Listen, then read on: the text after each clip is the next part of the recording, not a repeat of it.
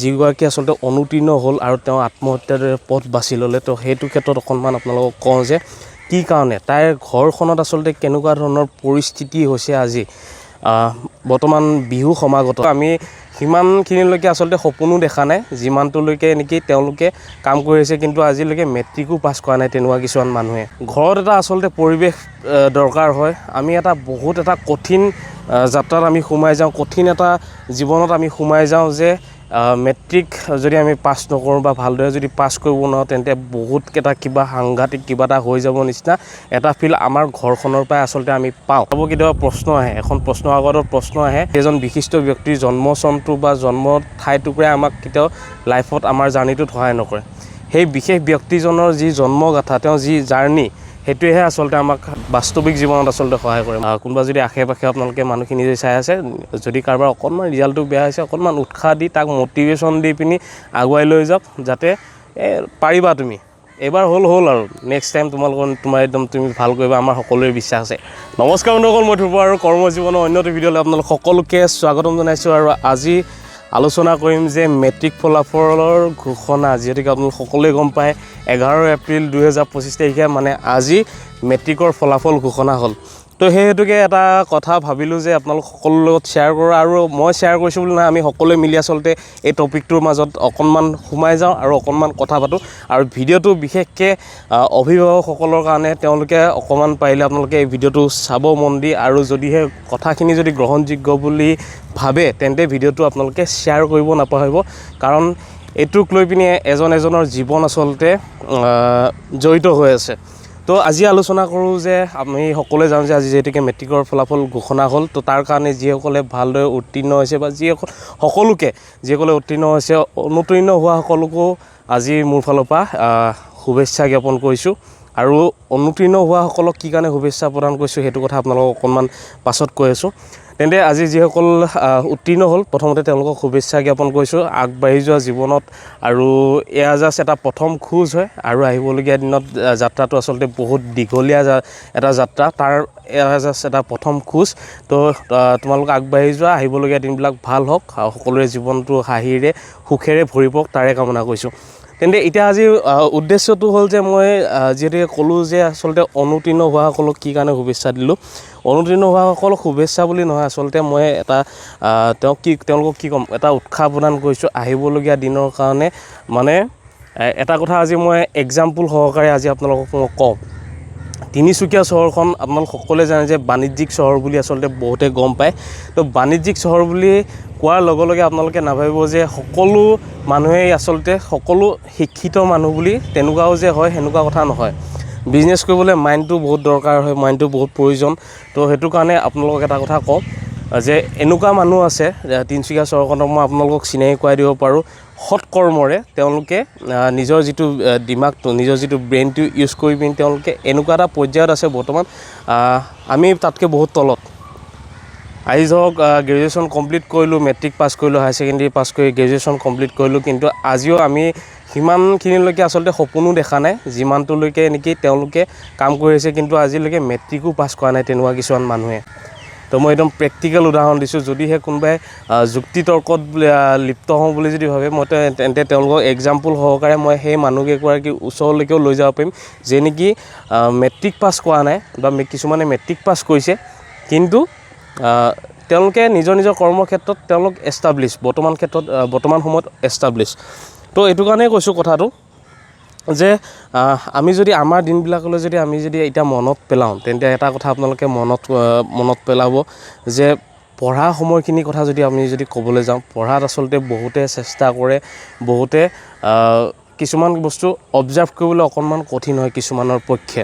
তো মই আজি যেতিয়া মই ফেচবুকটো খুলিছিলোঁ, তো ফেচবুকত এটা নিউজ এটা পালোঁ যে এজনী ছোৱালীয়ে আত্মহত্যা কৰিছে মেট্ৰিকত অনুতীৰ্ণ হোৱাৰ কাৰণে। তো এইটো এটা বহুত বেছি দুখৰ খবৰ। তো এনেকুৱা ধৰণৰ ঘটনা যাতে পুনৰ সংঘটিত নহয়, তাৰ কাৰণে এটা কথাই ক'ম যে ঘৰত এটা আচলতে পৰিৱেশ দৰকাৰ হয়। আমি বহুত এটা কঠিন যাত্ৰাত আমি সোমাই যাওঁ, কঠিন এটা জীৱনত আমি সোমাই যাওঁ যে মেট্ৰিক যদি আমি পাছ নকৰোঁ বা ভালদৰে যদি পাছ কৰিব নোৱাৰোঁ তেন্তে বহুতকেইটা কিবা সাংঘাতিক কিবা এটা হৈ যাব নিচিনা এটা ফিল আমাৰ ঘৰখনৰ পৰাই আচলতে আমি পাওঁ। এইটো অপ্ৰিয় সত্য হ'লেও এইটো কথা সত্য। আৰু এনেকুৱা কিছুমান দেখা গৈছে যে আজিৰ দিনত কিছুমানে হয়তো বহুত ভাল ৰিজাল্ট কৰিছে, কিন্তু কি মেথছত 100 পাইছে, ধৰি লওক কিবাহত 95 পাইছে বা কোনোবা এটা ছাবজেক্টত 90 পাইছে, কিন্তু 90 যে পালে 95 যে নাপালে, তো তাৰ কাৰণেও কিছুমান ষ্টুডেণ্টে দুখ কৰি আছে। তো সেইটো কাৰণে আপোনালোকক এইটো কথাই কৈছোঁ যে লাইফটো ইমানো জটিল কৰি নেপেলাব। যিখিনি আপোনালোকে পাইছে, যিখিনি হৈছে, তো সেইটোতে অকণমান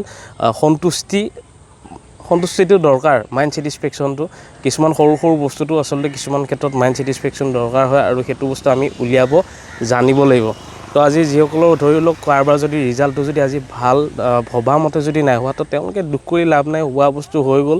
আৰু তাত আৰু নতুনত্ব আচলতে কিবা চিন্তা কৰি পিনি তাত একো লাভ নাই। আৰু জীৱনটো মই কৈছোঁ খন্তেকীয়া, বহুত আশা কৰি বহুত কিবা চিন্তা কৰি আচলতে কোনো ধৰণৰ লাভ নাই। তো এইখিনিতে এটা কথা, এতিয়া যিগৰাকী আচলতে অনুতীৰ্ণ হ'ল আৰু তেওঁ আত্মহত্যাৰ পথ বাছি ল'লে, তো সেইটো ক্ষেত্ৰত অকণমান আপোনালোকক কওঁ যে কি কাৰণে তাইৰ ঘৰখনত আচলতে কেনেকুৱা ধৰণৰ পৰিস্থিতি হৈছে আজি। বৰ্তমান বিহু সমাগত, বিহু আহি আছে। তো এনেকুৱা ধৰণৰ সময়ত এগৰাকী ছোৱালীয়ে যেতিয়া আত্মহত্যাৰ দৰে যেতিয়া পথ বাছি ল'ব, তো সেই ঘৰখনত আচলতে কেনেকুৱা এটা ছিটুৱেশ্যন ক্ৰিয়েট হ'ব, তেওঁলোকৰ ঘৰখনত বৰ্তমান সময়ত কেনেকুৱা পৰিস্থিতি চলি আছে, সেয়া আচলতে যাৰ ঘৰত হয় তেওঁলোকে বুজি পায়। তো মই ভাবোঁ যে প্ৰতিগৰাকী মাক বা প্ৰতিগৰাকী দেউতাকে আচলতে এটা কথা নিজৰ ল'ৰা ছোৱালীৰ ক্ষেত্ৰত মই ভাবোঁ এনেকুৱা নহয় যে মই ভবাটোৱে সঁচা হ'ব লাগিব। মই ভাবোঁ যে সদায় এটা পজিটিভিটি যদি আমাৰ মানে ল'ৰা ছোৱালীখিনিৰ মাজত যদি সুমিয়াই দিয়া হয়, যে অমুকে ইমানখিনি ৰিজাল্ট কৰিছে, তো কম্পেৰিজনটো যদি মাজত নানি পিনি যদি এনেকুৱা ধৰণৰকৈ কোৱা হয়, তাই এনেকুৱা ৰিজাল্ট কৰিলে বা তেওঁ এনেকুৱা ৰিজাল্ট কৰিছে, মই জানো তুমি তাতকৈ আৰু ভাল কৰিব পাৰিবা, তেনেকুৱা এটা যদি থিংকিং যদি আপোনালোকে নিজৰ ল'ৰা বা ছোৱালীটোৰ মাজত যদি সুমিয়াই দিয়ে ন, আপোনালোকৰ ল'ৰা ছোৱালীটোৱে ভাবিব যে মোৰ মা দেউতাই মোক লৈ পিনি ইমান পজিটিভিটি দেখুৱাইছে, তো মই আৰু খোজ অকণমান মোৰ ফালৰ পৰা এটা এফৰ্ট দি চাওঁ। মোৰ মায়ে মোৰ দেউতাই ইমানখিনি মোক বিশ্বাস কৰে, তো এটা অকণমান এফৰ্ট মোৰ ফালৰ পৰা মই দি চাওঁ, যিখিনি মই চেষ্টা কৰিব পাৰোঁ। তো তেনেকুৱা ধৰণৰ বিশ্বাসেৰে ভৰা এখন ঘৰত সদায় সন্তুষ্টি থাকিব, আৰু এটা ভাল ৰিজাল্ট হওক বা যিকোনো ক্ষেত্ৰত এনেকুৱা ধৰণৰ তেওঁৰ সদায় ভালেই হ'ব।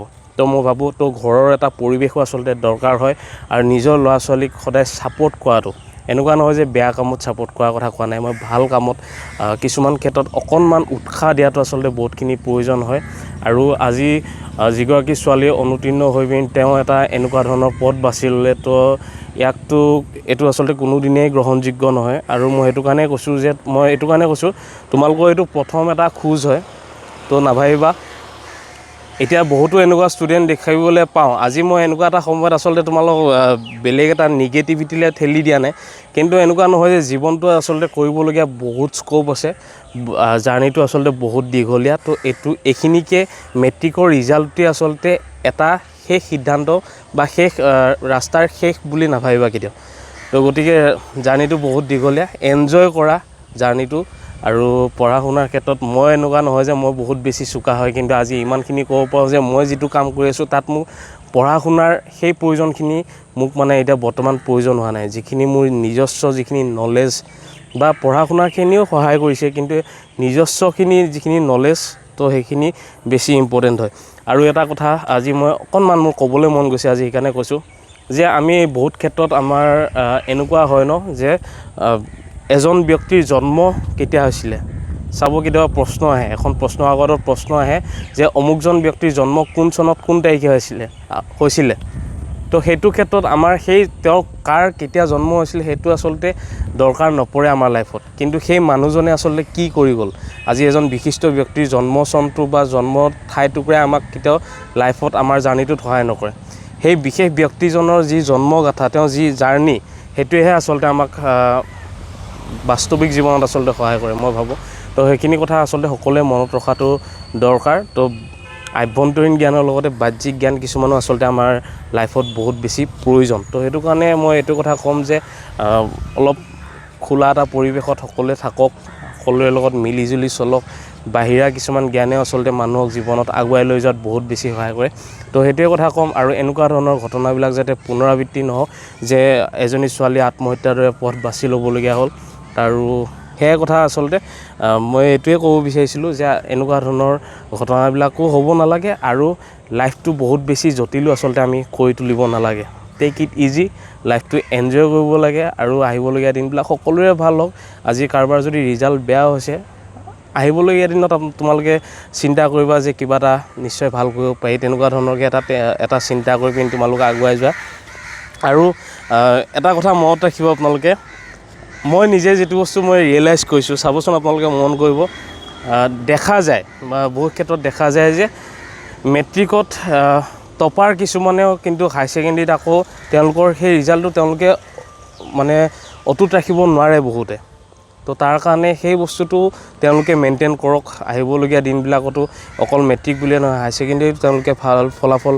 আনক সকলোৱে তেনেকুৱা এটা জাৰ্ণিত সকলোৱে আচলতে চলি যাওক আৰু সকলোৰে উজ্জ্বল ভৱিষ্যত কামনা কৰি আজিৰ এই ভিডিঅ'টো ইমানতে সামৰিছোঁ আৰু সকলোৱে জীৱনটো হাঁহিৰে ভৰি পৰক আৰু আজিৰ দিনটো গুচি যোৱাৰ লগে লগে সকলোখিনি নৰ্মেল হৈ যাব তো আজিৰ দিনটো ধুনীয়াকৈ আপোনালোকে সকলোৱে পাৰ কৰক অকণমান উৎসাহ দিয়ক সকলোকে পৰিয়ালৰ যিসকলে চাই আছে বা কোনোবা যদি আশে পাশে আপোনালোকে মানুহখিনি যদি চাই আছে যদি কাৰোবাৰ অকণমান ৰিজাল্টটো বেয়া হৈছে অকণমান উৎসাহ দি তাক মটিভেশ্যন দি পিনি আগুৱাই লৈ যাওক যাতে পাৰিবা তুমি এইবাৰ হ'ল আৰু নেক্সট টাইম তোমাৰ একদম তুমি ভাল কৰিবা আমাৰ সকলোৰে বিশ্বাস আছে এনেকৈ কৈ চাওক সেয়া হাই ছেকেণ্ডেৰীত ৰিজাল্ট একদম সাংঘাতিক কিবা এটা কৰি পেলাব তো ইমানতে সামৰিছোঁ আজি কৰ্মই জীৱনৰ মানে মোৰ ধ্ৰুৱৰ ফালৰ পৰা আজি এই ভিডিঅ'টো ইমানতে সামৰিছোঁ যদি ভিডিঅ' ভাল লাগিলে লাইক কমেণ্ট এণ্ড শ্বেয়াৰ কৰিবলৈ নাপাহৰিব আৰু এনেকুৱা ধৰণৰ আপডেটসমূহ পাই থাকিবলৈ কৰ্মই জীৱন যিটো ইউটিউব চেনেল সেইটো ছাবস্ক্ৰাইব কৰিব আৰু লগতে ফেচবুকত ধ্ৰুৱজ্যোতি গুৰু বুলি আছে তো ফ'ল'টো কৰি দিব এনেকুৱা ধৰণৰ আপডেটসমূহ পাই থাকিবলৈ তেন্তে আজিলৈ আহিছোঁ ধন্যবাদ জয় অসম